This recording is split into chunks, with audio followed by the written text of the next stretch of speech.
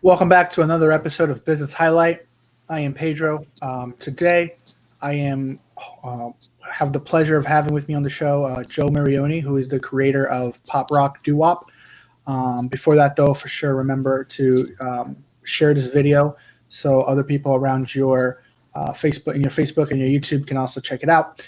And of course, follow us on all our social medias. They're all at Boca Tribune, Facebook, Twitter, Instagram, LinkedIn, all the good ones. But yeah, so today I have the pleasure of having Joe Mirrione with me. He is the creator of pop rock doo-wop. Joe, how are you? I'm great, Pedro. Nice to be here with you, and thanks for having me. Of course. It was kind of excited to have you on the show. So if people don't know, can you tell us a little bit about yourself and what exactly it is that you do? Sure.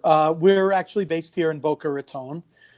We are a concert production and promotion company. We present mostly, I would say about 95% of what we do is presenting the original recording artists of the 50s, 60s, and 70s in live concerts across the country. We're in 12 different states right now. And we produce live concert events where people can come and hear the songs that they grew up with, the songs from what we call the golden era of rock and roll, golden age of rock and roll. And they come and see those artists live in concert, in many cases with their original lead singers, mostly original members, the actual authentic article. Awesome. So for those that don't know, kind of like me, I'm a little younger. So for those people that don't know, what exactly is pop rock doo-wop? Well, it's kind of an all-encompassing term that describes that it's vintage rock and roll. Most people would peg the time period that rock and roll began as the early to mid 1950s. It kind of came to public consciousness with a movie called The Blackboard Jungle that came out in 1954. And so that Rock Around the Clock by Bill Haley and the Comets and kind of everything that came after that for the majority of America would be considered the beginnings of rock and roll. There are a lot of artists that didn't necessarily fit into that pigeonhole, so to speak, and some of the artists that were kind of a hybrid of rock and roll and the era that preceded it, like people like Frank Sinatra, people like Patti Page. And so the artists like Bobby Rydell, Frankie Avalon, for example, were more pop artists than they were, rock and roll in the traditional sense. And then there were also the vocal groups that came out of areas, predominantly urban areas like New York, Chicago, LA, Detroit, for example, that we use the term doo-wop because that is the term that's been kind of publicized the last 20 years on PBS with all of those specials that I'm sure you see if you're up late at night, and starting in the 1970s with a DJ by the name of Gus Gossard. So it's a term that came later, but it really describes all that vocal group music that came out of the mid-1950s and took us into the 1960s, right about the time that the Beatles came in and kind of ruined everything for all the American artists that were having a lot of success around 1964 when they came on the scene. Yeah. So, how did you become interested in this type of music in this area of the industry? Well, I was born and raised in New York, and our number one radio station in New York was actually an oldies station, and New York is the number one radio market in the country. So, if you could imagine, the 1980s and even into the 90s in New York, the number one radio station in the country was an oldies station.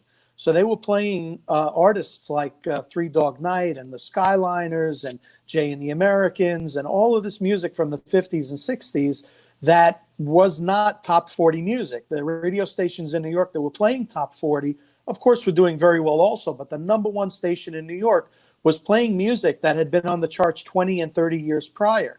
So I was born and raised there, and I angled my way into meeting one of the top DJs on that radio station, a guy by the name of Don K. Reed. And he took a liking to me and invited me to join him backstage at a big concert that was going on at Madison Square Garden, one of the most prestigious theaters in the country, venues in the country.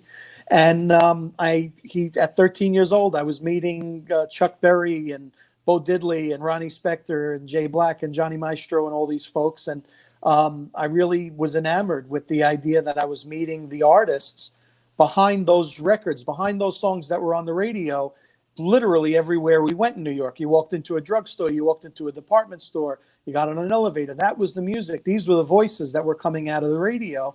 And so I ended up asking myself, what can I do to make myself of value to these artists so that I can develop relationships with the artists and kind of looking for an inroads into the business, so to speak, before I realized that I could actually sing. And that became another foray for me. But at the time, so what I did was I started a trade publication that ended up becoming kind of like the trade publication or the insider publication, as well as a fanzine for fans of vintage rock and roll. Wow, that's awesome. I believe we have some comments, some Facebook comment. Let's see what this comment says. Kendall says, "Hi, Joe. She's telling you to bring the shows to California." So we love California. It's funny. I think I was in Detroit, Michigan, or Dearborn, Michigan, one January when the temperature dropped into the single digits, and I said, I think as much as I love Dearborn, I think I really need to think about expanding into some areas that I wouldn't mind being in some of the colder months. So we're actually going to be expanding into California, Kathy. Thanks for the comment, of course. And I would love to see you out there. We're going to be doing some things in the area surrounding LA and the surrounding area. Probably as soon as we get back to work, we'll get right on it, but probably in 2021. Yeah, Merle Brooks says, "Hi, Joe." I don't know if I'm assuming you know all these people. These are a lot of folks that I love that are either mainstays in the audience or backstage. Some of the artists that work with us, I'm sure, will be chiming in. Scott and Darren say that you're the best, so you have some fans. That'll probably cost me $20. Okay. So tell me a little bit. When you started this whole process, what were some of those guiding principles that you used that has helped you during these challenging times during COVID? I want to be careful to not give anybody the impression that I take myself too seriously, because I don't. I take what I do very seriously, but this whole thing is kind of a very light and airy and joyous experience for all of us, and we really don't. There's not too much gravitas to this from a standpoint of it being work. We take what we do very, very seriously, but. The two mantras that have kind of guided me through it were Deepak Chopra said, instead of striving for success, strive for excellence. The success will follow. I think that is something that in any industry applies. And I think anyone who begins to really, that kind of nose to the grindstone sort of approach, where you're so focused on what you're trying to accomplish or what you're trying to achieve or your goals, which are all really, really important elements, to not forget that if you put the excellence first, and if you put the customers first and their perception of what you're doing first and meeting their needs and bringing value to them, but overall, if you put excellence first, the success will follow. Stop focusing on the success. There's no formula for that. Their success leaves clues. I believe that. I believe we can get trained and we can listen to people that have done it before us and learn things from them. But there is no absolute formula. And that's why you've got guys that have 2 PhDs and master's degrees and so on that are extremely successful. And then you have high school dropouts who are even more successful than them. Mm-hmm. There's no one formula. But if you go for excellence, success will follow. So that's one thing that I've always kind of allowed to guide me. And the second one was from Tony Bennett, so a little bit more relevant to our industry. And he said, make every move you make with quality, and the audience will reward you for that. And I've kind of carried that with me as a reminder to never underestimate the audience, to never think, well, they won't know. Well, if let's put a little gaff tape over it, put a little duct tape over it, nobody will know. Mm-hmm. I've always tried to avoid that shortcut, slap it together with spit and bubble gum kind of mentality that seems to be, unfortunately, very, very prevalent in a lot of the entertainment industry at large. But if you ask what separates the people that have become extremely successful in the industry, I think that one of the common threads is they've always given credit to the audience, given credit to the audience that the audience will know the difference. We dress our stage. We hang a tremendous tapestry backdrop, a 40-foot wide backdrop at every show. We have bandstands with our logos on it. We make sure that all of the cables and wires, everything that you don't want people to see is taped down. And we kind of follow the Disney mentality of making sure that the audience never sees Mickey Mouse with the, costume character head off, never sees behind the facade of that castle or that cityscape or whatever it is. And the audience is never aware of what the gears are and what is kind of going into the sausage, so to speak, to use an old adage. Right. And so I think that those are the two guiding principles that have kind of given us some buoyancy over the years. That's awesome. It's interesting because when you say that you work in the music industry, a lot of people think that it's really, iffy, kind of, difficult to navigate across. Like, did you ever have another plan outside of the music? I did. It's funny because the same week that I had the experience that I described to you earlier of being meeting that gentleman, Don K. Reed, from the radio station from CBS FM. That very same week, I actually started working in a pharmacy around the corner from my house, and I fell in love with the idea of helping people in that setting. And so I went to pharmacy school when I was old enough, and became a pharmacist at 21 and started my consulting company at 24. And it took me years to extricate myself from it, I think, because even though the concert business was going very well, I still had a lot of passion about helping people in that format, even though majority of what I was doing was consulting.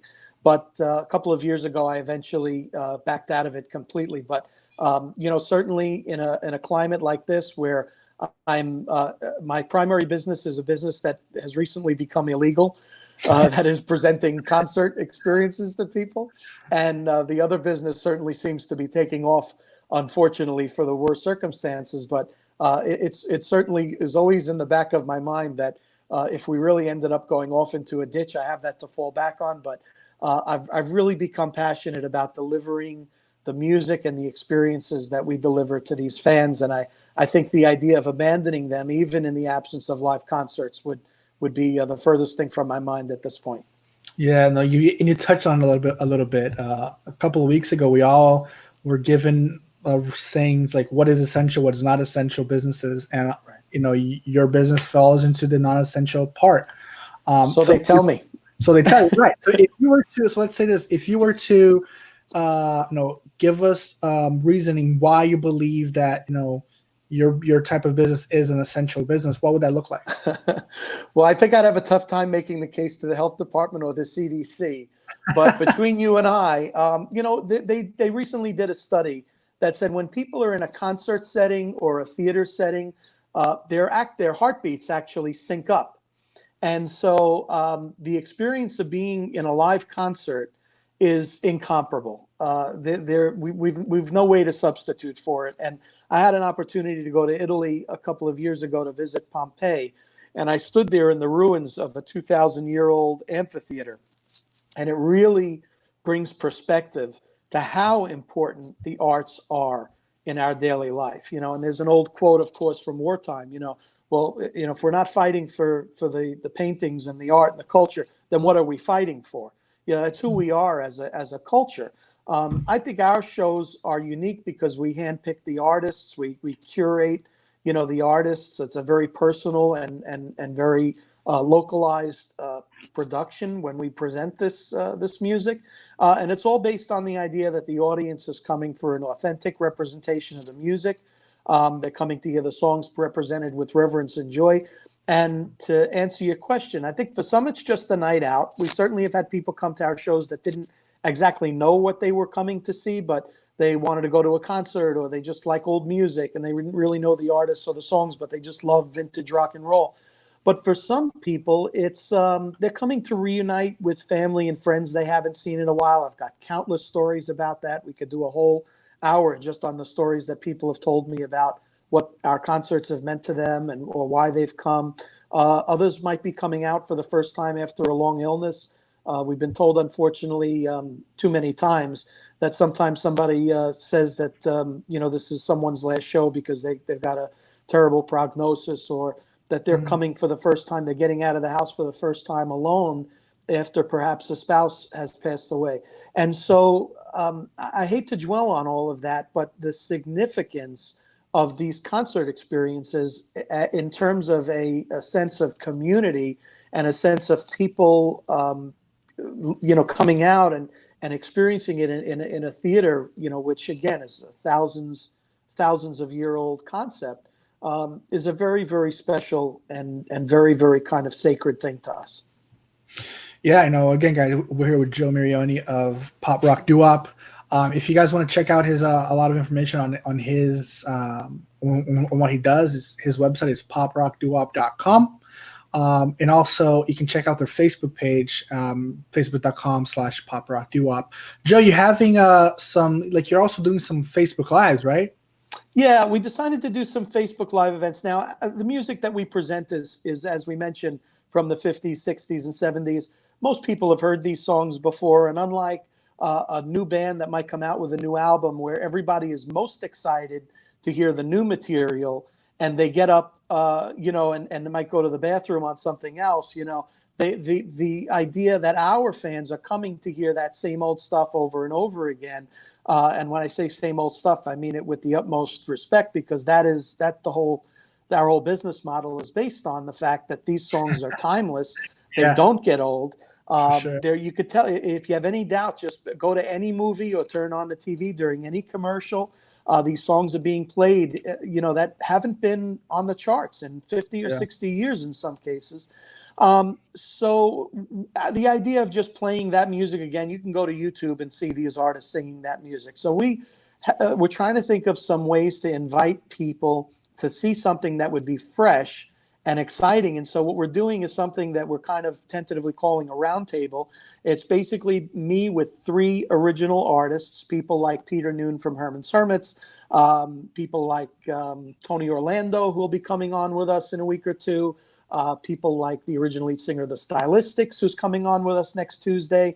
And we've got a couple of musicians that we're doing this with today at 3:00, who are actually on all of Dion's solo recordings. So if you know songs like The Wanderer, Run Around Sue, that have been in every commercial and video game you can imagine, guys that were actually part of that music being made are coming with us. And it's not just an interview in the sense of how did you get started, or what's your favorite flavor ice cream, the questions that they've all answered 100 times.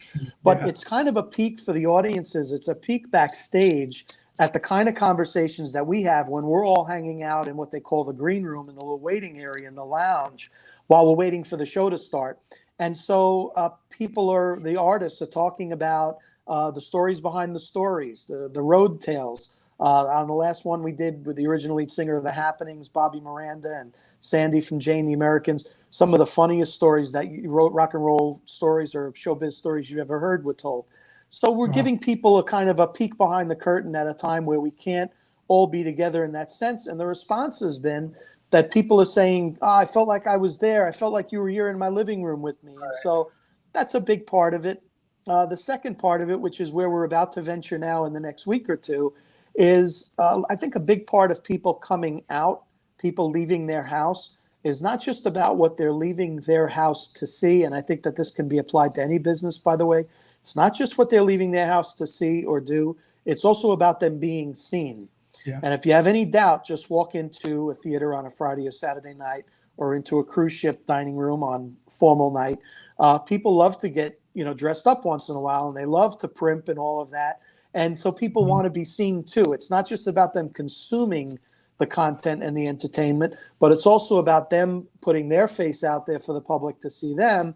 And so we're going to have some ways that people can do that over the next few weeks. And we're very excited about kind of bringing that next level of 3-dimensionality to our relationship with some of the fans of the music. That's awesome. And you were mentioning about, the smaller steps of what's going to happen as we move forward into this whole post-COVID-19 world. What does this look like for, a company like yours that survives on live shows? So when I hear the name of the virus or talking about, where we are right now, I want to kind of go like this, la, la, la, la, but I can't do that. So I think the first thing that really hit me hard when this happened was that the big recording artists that had a lot of hit records and are collecting royalties and so on are probably going to be okay for a few months, even though it's a hardship for them in a lot of ways.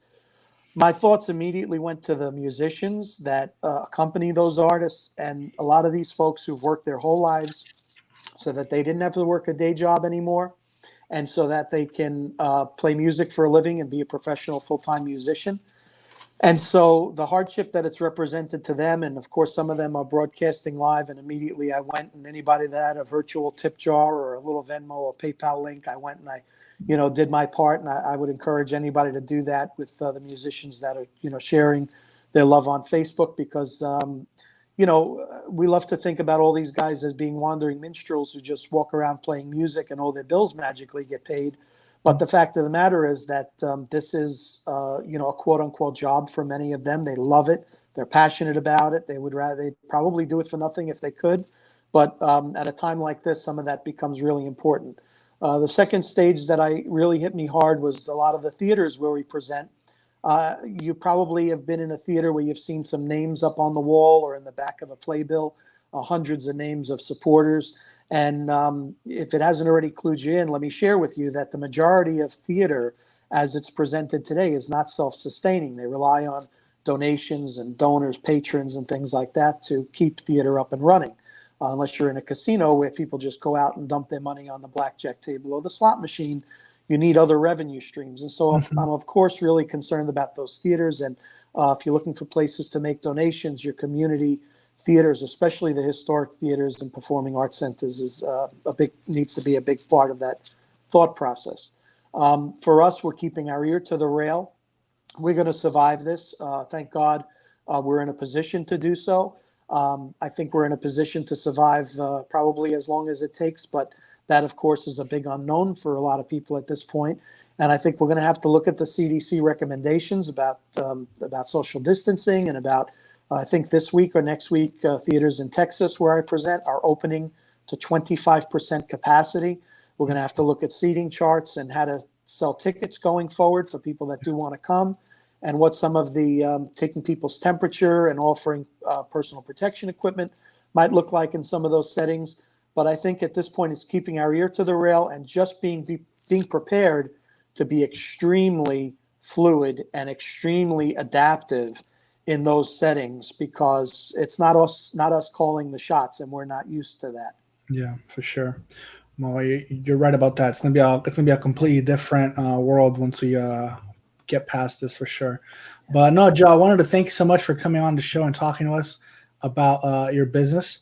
Thank you. If you guys want to go check out his Facebook Live today at 3 p.m., it's on facebook.com/poprockduop. You can check out their website as well. It's just poprockduop.com. But yeah, no, Joe, thank you so much. Do you have any final words of wisdom to give to our listeners? Well, I'm a concert promoter, so of course I'm going to say I hope to see you at a live show soon. But at the very least, if you or anybody you love loves the music from the early days of rock and roll, vintage rock and roll, and we do some country and comedy and even heavy metal as well, but the core of what we do is this vintage rock and roll, and those artists are still out there, and we know that the audience still love to see them. So Definitely go to the website, go to the Facebook page, but make sure before you leave you connect with us in some way by clicking like or leaving your email address so we can let you know when the next show is. We'll send you a pre-sale code and stuff like that so you can get the best seats in the house when we're ready. Awesome. Thank you so much for coming on, Joe. Thanks, Pedro. Thanks to everybody at the Boca Tribune for doing what you guys do here in the community. You're just invaluable to all of us. Thank you so much. Thank you. Thanks. All right, guys.